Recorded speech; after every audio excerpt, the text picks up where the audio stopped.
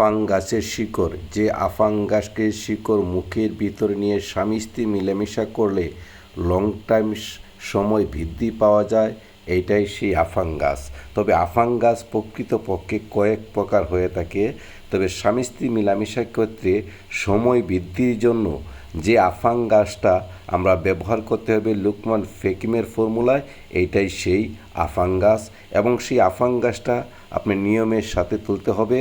Please আমার এই চ্যানেলটা যদি আপনার সাবস্ক্রাইব করা না থাকে, আমার এই চ্যানেলটা সাবস্ক্রাইব করে নেবেন। আমি একজন প্রাকৃতিক চিকিৎসক। আমার চেম্বার গাজীপুর সাইনবোর্ড, বসি মিলে পূর্ব পাশে, মেম্বার বাড়ি রোড। আপনারা আমার এই চ্যানেলটা যদি সাবস্ক্রাইব করা না থাকে, প্লিজ আমার এই চ্যানেলটা সাবস্ক্রাইব করে নেবেন।